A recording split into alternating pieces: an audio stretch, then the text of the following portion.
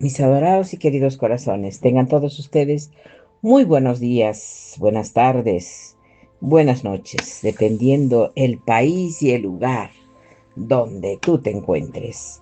Para mí, acá en Perú, es buenas tardes. El día de hoy, mis queridos amores, buscando entre los evangelios apócrifos, los evangelios prohibidos, entre los evangelios etíopes, tomé la reflexión y la decisión de desarrollar estas charlas para, de alguna manera clara y precisa, entenderlas y poder tomar una reflexión sobre lo que revela verdaderamente el nacimiento de Jesús. Y aquí te narro una prueba que de verdad es impactante. Espero que la entiendas y espero que te des cuenta de muchas cosas que antes para nosotros estaban vedadas, pero que ahora sí podemos hablar. Y es por eso que yo me tomé la libertad de compartirte el día de hoy todo esto. Sabemos que muchas mentiras han sido publicadas como si fueran verdad. Yo te pregunto, ¿quién se levanta a los 3 días después de haber sido asesinado en público? ¿Quién se levanta por su propio esfuerzo? Así es, mis amores, cuando uno es niño, aprende estas cosas y las acepta por fe. Yo creo que todos tenemos fe. Nosotros queremos ocuparnos ahora de la descripción de Jesús, que la iglesia jamás quiso que se escuchara. Y la prueba de que tiene razón ha permanecido oculta durante 17 siglos, no escondida, no destruida, sino a la vista de todos, en un monasterio, en un acantilado en África, en un idioma que la mayor parte del mundo desconoce. Y la encontraron. Y cuando la escuches, lo que revela sobre quién fue realmente Jesús, no la versión con la que creciste, sino la versión más antigua, la que existía antes de que los hombres poderosos decidieran qué podían saber los creyentes, y comprenderás por qué fue silenciada, por qué la ocultaron. Todo esto fue silenciado, callado y ocultado. Pero ya falta poco para que lo lleven a la pantalla, mis amores preciosos, y todos podamos verlo en el año 2027. ¿Y por qué las instituciones lo ocultaron? Jamás quisieron que volviera a salir a la luz. ¿Por qué? Antes de llegar a estos textos antiguos en sí, es necesario comprender que todo lo que te voy a transmitir es importante. Es un conjunto de declaraciones que conforman una imagen que la mayoría de gente ha pasado por alto, por completo. Y nosotros tenemos que entender que después de que se registre todo esto y salga esa película, mis amores, yo creo que ya muchas personas no van a poder cerrar los ojitos a la realidad, porque la Biblia etíope es una Biblia cristiana. Contiene los evangelios sobre muchas cosas importantes. Y ahora, en base a esos evangelios, se va a hacer esa película para el 2027. Y ahora está confirmada como la resurrección de Cristo. Dijo que la historia no podía seguir una línea narrativa lineal. Tenía que moverse a través del tiempo, de las dimensiones, de los reinos. La historia tiene que empezar, mis amores. Esa historia va a empezar con la caída de los ángeles caídos. Luego tendrá que ir a un lugar completamente diferente, a otro reino. Vamos a decir, más claro, tenía que ir al infierno. No, se trata de un hombre que describe un marco teológico y aquí está la quietud de la cuestión. Ese mismo marco, hasta los ángeles caídos, el descenso dimensional se convierte en posesión de la nación etíope. Y nos explica por qué el arca sigue siendo el centro de la adoración de la iglesia. Incluso hoy, el viaje al inframundo existe en un conjunto de escritos cristianos, tan antiguos que preceden a los concilios que dieron forma a la Biblia occidental, escritos que fueron excluidos deliberadamente de la versión del cristianismo y que recibió la mayor parte del mundo, escritos que se han conservado continuamente leídos en voz alta en las iglesias y enseñados como escrituras sagradas en un país del mundo, Etiopía. Es necesario que nos demos cuenta que ha pasado décadas inmerso en el misticismo católico y la tradición apócrifa, pero el paralelismo entre lo que describe y lo que contienen estos textos antiguos no es vago ni aproximado. Es preciso, capítulo por capítulo, versión por visión, y así que vayamos al canon que nunca te hablaron. Ya sabes que la Iglesia Ortodoxa Etíope, Tiwajo, conserva 81 libros en su canon bíblico, hasta 88 en algunas tradiciones. Ya sabes que esto incluye el libro de Enoch, el libro de los jubileos, la ascensión de Isaías, y ya sabes que los evangelios germánicos datados de la Universidad de Oxford entre el año 330 y 660 después de Cristo, sí se encuentran en el monasterio de Albagarama, en la región de Tigra, Etiopía. Manuscritos tan sagrados que los monjes se negaron a que los especialistas en conservación los retiraran del patio del acantilado. Los fieles de la Iglesia Ortodoxa Etíope dicen que en realidad no hay ningún misterio. La iglesia de la Abella fueron construidas por ángeles. Lo que quizás no hayas analizado con suficiente detenimiento es porque esto es importante para realizar las cosas y te puedas enterar de toda la verdad. Esto es lo crucial. Estos textos no fueron ocultados por los heréticos, sino excluidos por su gran poder. Describían experiencias místicas directas, visiones personales, viajes a través de reinos celestiales y encuentros con seres divinos, y este tipo de espiritualidad es prácticamente imposible de regular para esta institución. Si un creyente puede encontrarse con Dios directamente sin un sacerdote, sin un sacramento, sin un intermediario autorizado, ¿para qué sirve entonces la iglesia?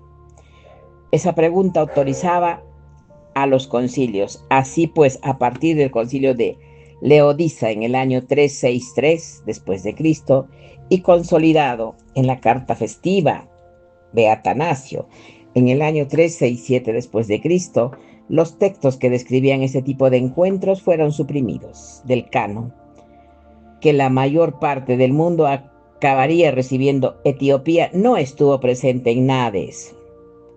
Los obispos etíopes nunca recibieron el decreto, así que siguieron copiándolo. Y ahora esos textos copiados están a punto de chocar con la pantalla más grande del mundo. El cine, mis amores. Pero antes de llegar a la película del señor Mel Gibson, vamos a profundizar los textos más importantes, porque aquí es donde la historia se torna extraña de manera realmente difícil de explicar. El Hijo del Hombre, que no es nuevo, el libro de Enoch, la versión completa conservada únicamente en Etiopía durante más de 1000 años, hasta que los fragmentos de los rollos del Mar Muerto confirmaron su antigüedad en 1947. Contiene una sección conocida como el libro de las parábolas, capítulos 37 al 71. Introduce una figura llamada la del Hijo del Hombre, y escuchen esto. Escuchen cómo los describe el capítulo 46 de Enoch.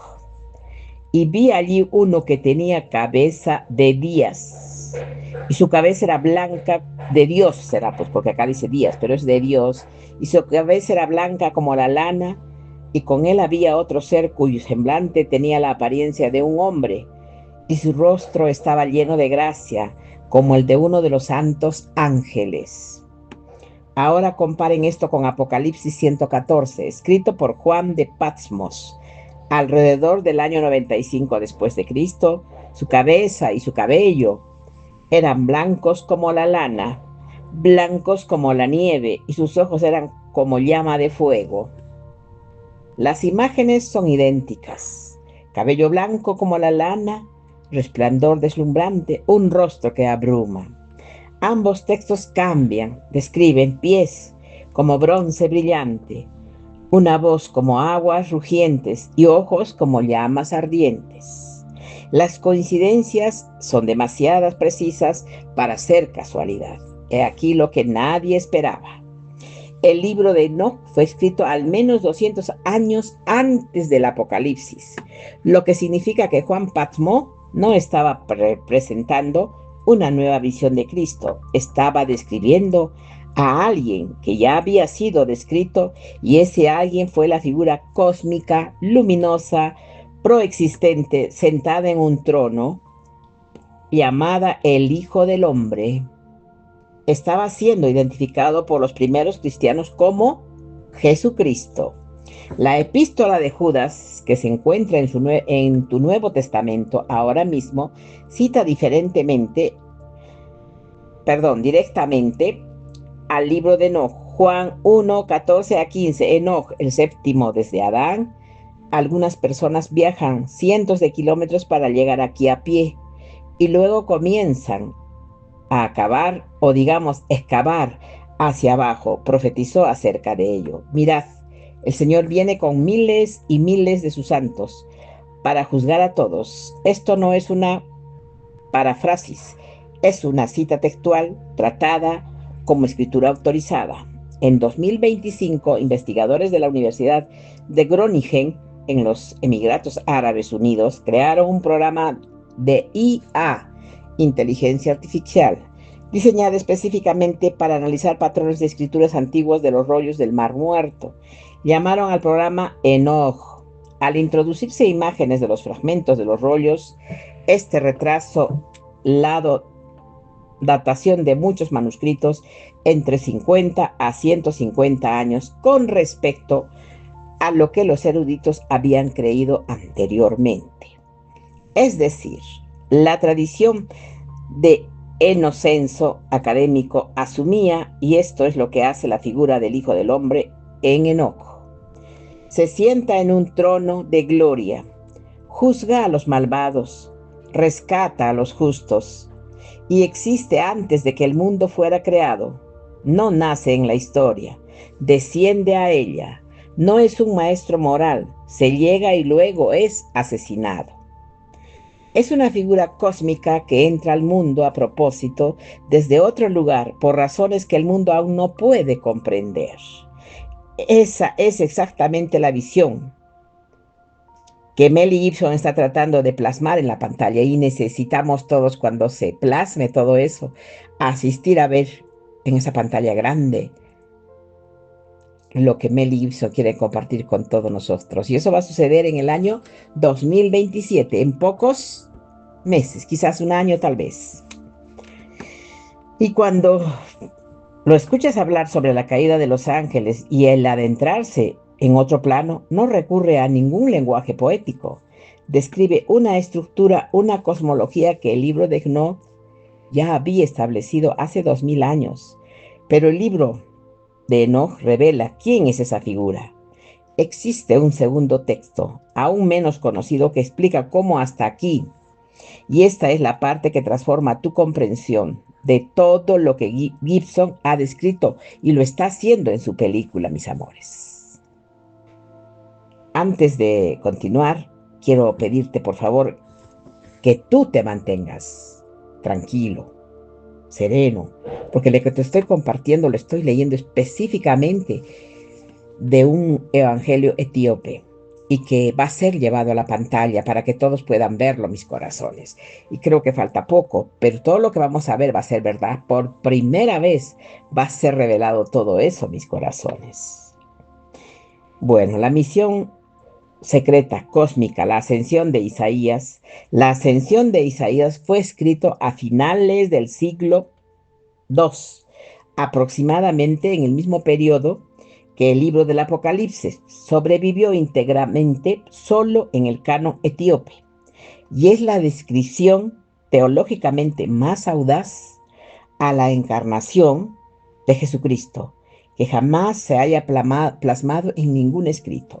Comienza con el profeta Isaías, siendo elevado del mundo por completo, no simbólicamente, sino literalmente, llevado en cuerpo y conciencia a través de 7 niveles distintos del cielo. Pon atención a todo lo que te voy a narrar porque esto es súper interesante, mi corazón. No cielos metafóricos, sino reinos reales, cada uno regido por su propia jerarquía de seres, sus propias leyes y su propia relación con el trono divino en la cima. Isaías entra en el primer cielo y ya se encuentra luchando. Los seres que ve son inmensos, radiantes y completamente diferentes a todo lo que existe en la tierra. Se mueven con un propósito que no tiene equivalente humano. El primer cielo gobierna los asuntos del mundo inferior. El segundo cielo dirige los movimientos de las estrellas y de los planetas. El tercer cielo, y aquí Isaías comienza a perder el equilibrio, contiene el paraíso mismo, incluyendo el árbol de la vida, de la Abela, un monumento a una devoción excepcional. Hace 800 años, un rey etíope ordenó la construcción de una nueva capital para los cristianos.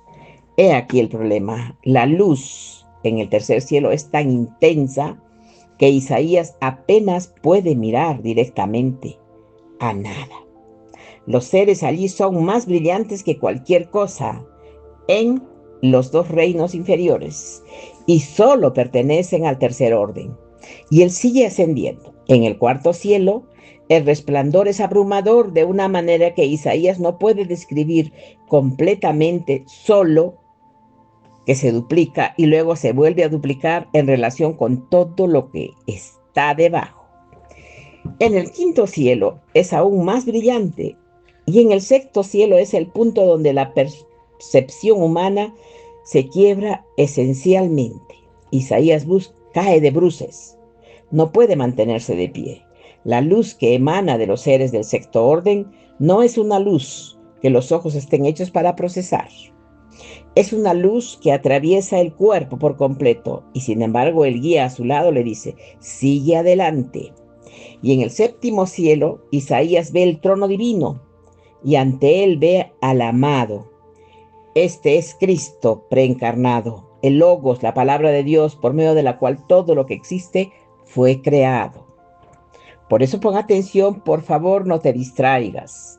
El ser cuya luz es la fuente de toda luz, menor en cada cielo inferior, Isaías presencia esta figura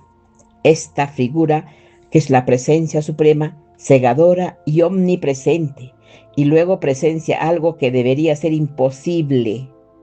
Observa al amado preparándose para descender. Y es aquí donde la ascensión de Isaías se vuelve diferente a todo lo demás en el mundo antiguo, porque Cristo no desciende en toda su gloria. No puede. Si el resplandor del sexto cielo fue suficiente para hacer que Isaías cayera de bruces, entonces el pleno resplandor del séptimo aniquilaría todo lo que está debajo.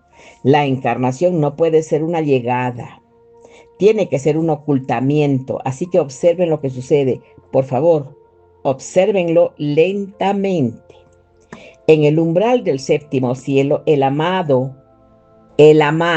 lo que va a llegar a la tierra y ser nuestro amado Maestro Jesús, comienza a disminuir su resplandor, no a ocultarlo por completo, simplemente lo reduce para que coincida con el sexto orden. Entra en el sexto cielo y los seres que allí habitan ven a uno de los suyos, ven a un ser del sexto orden, nada más. No lo reconocen, desciende al quinto cielo, se reduce de nuevo.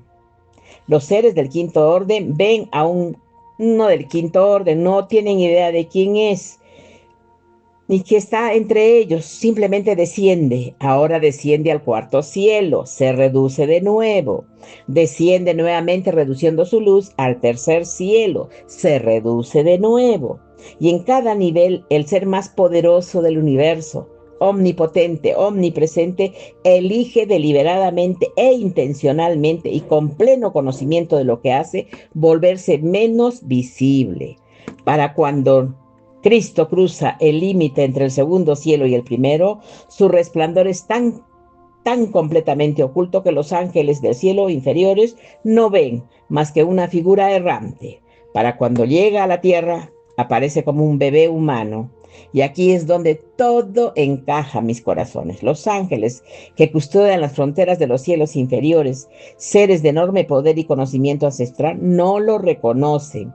Pueden percibir la presencia cósmica oculta en ese frágil cuerpo. Solo Dios Padre y el Espíritu Santo comprenden lo que acaba de suceder. Misioneros de Siria descendieron a lo que entonces se conoce como el reino de Akún, en la actual Etiopía, y trajeron consigo una gran cantidad de literatura.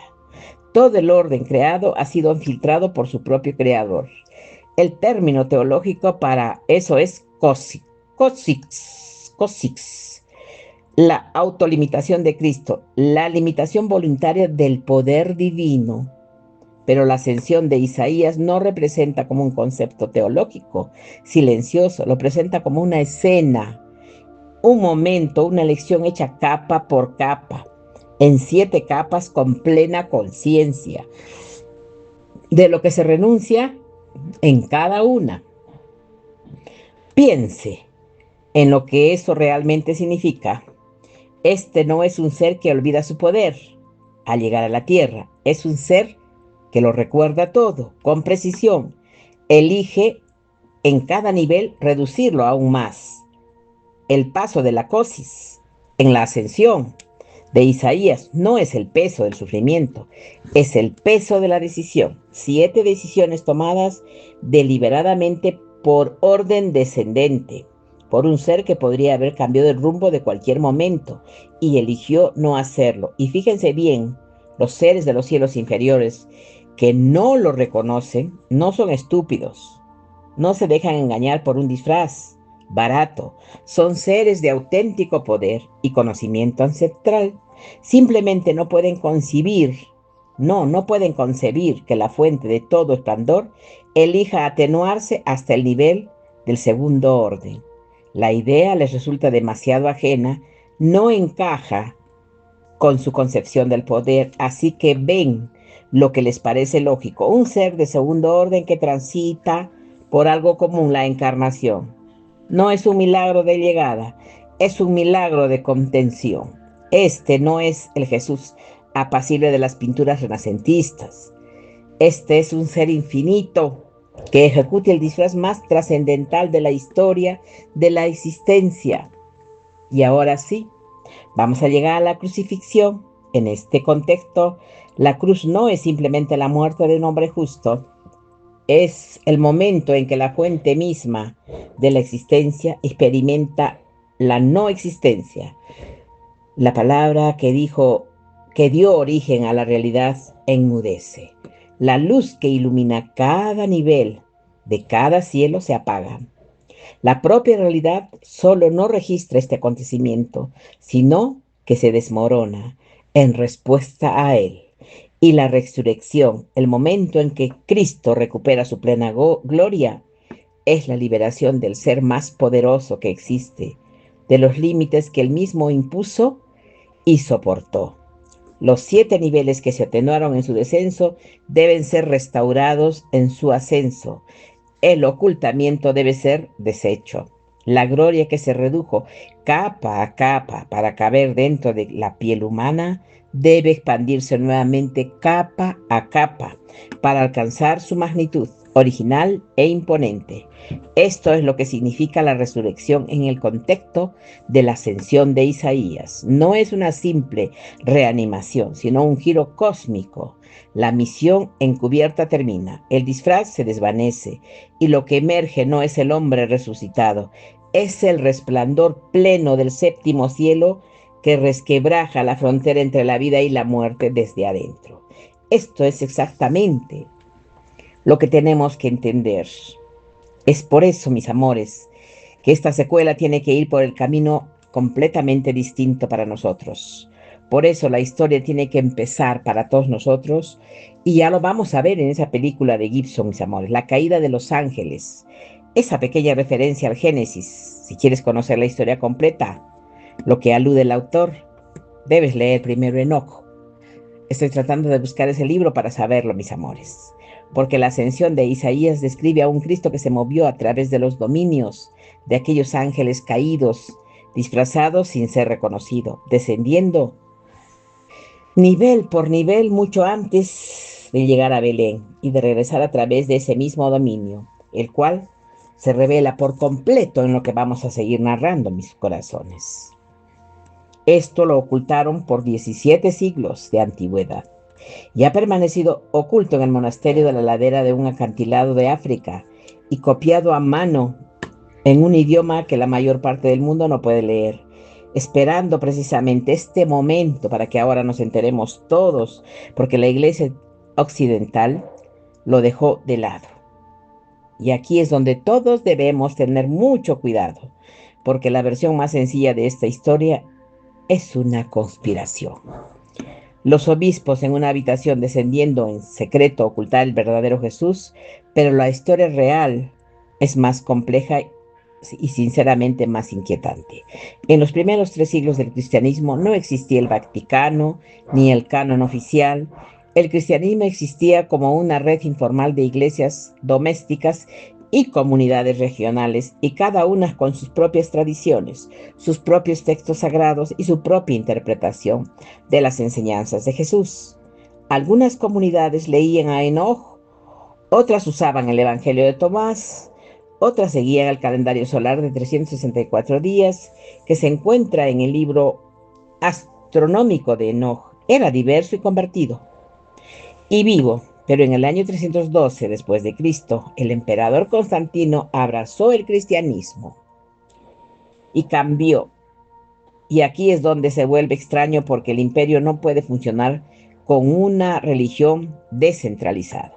Se necesita una doctrina compartida, una autoridad estructurada, una liturgia sincronizada y que la gente responda a los mismos obispos. Así que se convocaron concilios, se formaron credos y ciertos escritos comenzaron a perder apoyo oficial silenciosamente, gradualmente y sin anuncio. El libro de Enoch planteó 3 precauciones específicas de los concilios, encontraron difíciles de manejar. Primero, la autoría. Si Enoch, anterior al diluvio universal, ¿quién lo escribió realmente? Si el autor usó seudónimo, podría considerarse escritura auténtica. Segundo, la cristología, la figura del Hijo del Hombre. En Enoch daba una posición tan cercana a Dios que complicaba los argumentos teológicos que se estaban construyendo para definir la relación entre el Padre y el Hijo. Tercero, y el más peligroso, el acceso místico directo. Tanto el libro de Enoch como la ascensión de Isaías afirman a los creyentes pueden ascender al cielo por sí mismos, pueden encontrarse personalmente con seres divinos y pueden recibir revelación sin un sacerdote. Este tipo de fe es imposible de institucionalizar y los concilios lo sabían. En el año 363 después de Cristo, el concilio de Leodisa excluyó formalmente el libro de Enoch.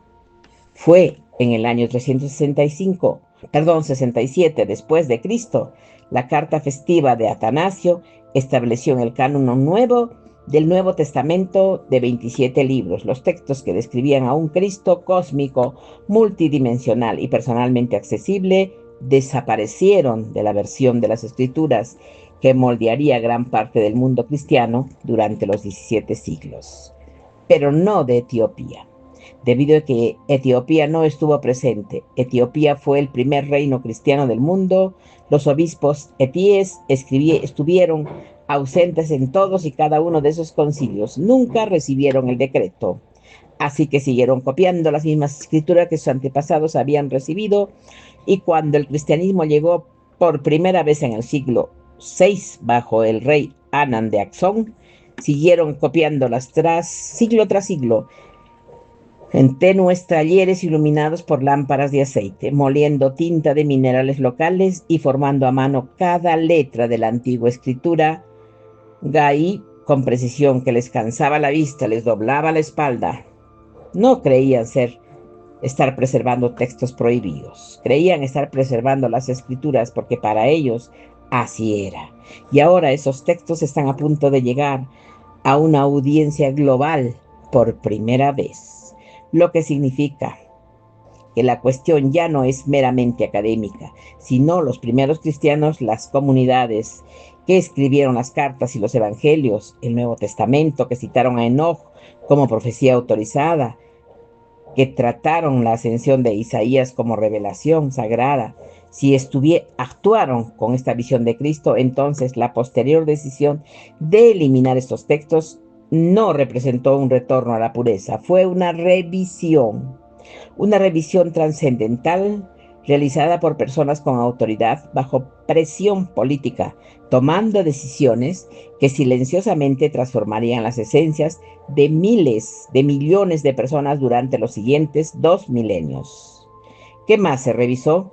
¿Qué otros textos permanecen en monasterios a los que la mayor parte del mundo jamás ha entrado? La gloria de los reyes y el arca. Hay otro texto etíope que vale la pena conocer, ya que completa la explicación de por qué Etiopía se considera no solo una rama del cristianismo, sino su raíz. El Kragos, la gloria de los reyes, compilando en el siglo XIV. A partir de tradiciones mucho más antiguas, narra la historia de la reina de Saba, conocida en Etiopía como Mácada, y el rey Salomón. Según el Cabra Nagas, de su unión nació un hijo, Manelik I. Cuando Manelik alcanzó la mayoría de edad, viajó a Jerusalén para encontrarse con su padre Salomón. Lo conoció, lo recibió con agrado y le ofreció el trono de Israel. Manelik declinó la oferta y regresó a Etiopía, pero no solo. Según los textos, Manelik y un grupo de jóvenes nobles israelitas sustrajeron en secreto el arca de alianza del templo de Jerusalén y la llevaron a Etiopía. Salomón describió el robo y lo interpretó como la voluntad de Dios, una señal de que el pacto estaba cambiando. La Iglesia Ortodoxa Etíope enseña hoy que el arca reposa en la iglesia de Santa María de Sión en Azón, la antigua capital de Etiopía. Un único monje guardián elegido de por vida, jamás fotografiado ni entrevistado, es su único custodio. No es posible verificarlo, ningún arqueólogo lo ha confirmado. Pero para los cristianos etíopes esto es mitología. Es la razón por lo que todo lo demás tiene sentido. En el siglo XI del rey Laela llevó esta identidad más allá y escupió 11 enormes iglesias en la roca sólida. Las iglesias rupestres de la Laibela, ahora Patrimonio de la Humanidad de la UNESCO, la reina de Saba, originaria de la tierra que hoy conocemos como Etíope, fue a visitar al rey Salomón en Israel. Había oído hablar de su gran sabiduría. Deseaba conocerlo y se presentó allí.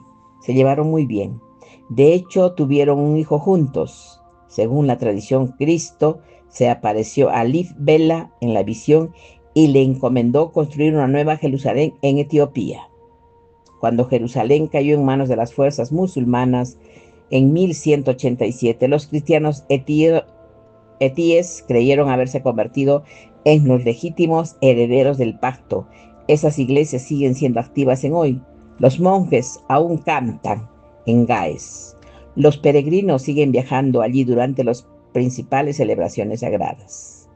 Cada pasadizo, cada vidriera tallada, cada piedra lleva el mismo mensaje.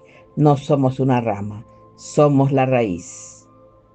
Vamos a ver todos, mis amores, la película que lo va a cambiar todo y que confirma las dos partes más importantes de nuestra historia. Parece que se va a estrenar el día 26 de marzo del 2027. Y la segunda parte llegará después de 40 días, mis amores. El día de la Ascensión será el 6 de mayo del 2027. El presupuesto es de millones de dólares, porque este rodaje ya se está llevando a cabo, mis amores. Es muy importante lo que hoy día hemos compartido, porque todos sabemos que el señor Gibson va a describir la visión creativa de los diversos foros a lo largo de los años, la caída de los ángeles, el otro reino, el guión de un viaje psicodélico, los reinos que no siguen las reglas habituales del tiempo o el espacio. Cada descripción que ha ofrecido se ajusta a un marco de la ascensión de Isaías y con una precisión difícil de refutar. Y es por eso que les pido a todos ustedes que esperemos que llegue esa película para que todos podamos ir a ver la resurrección de Cristo en 2 películas. Una va a ser a primera vez y a los 6 días se va a proclamar y pasar la segunda película. Pues nosotros lo que nos interesa, mis amores, es que las personas despierten y que la pasión de Cristo sea lo que verdaderamente fue, para que podamos entender lo que sucedió hace tanto tiempo, más de 2000 años.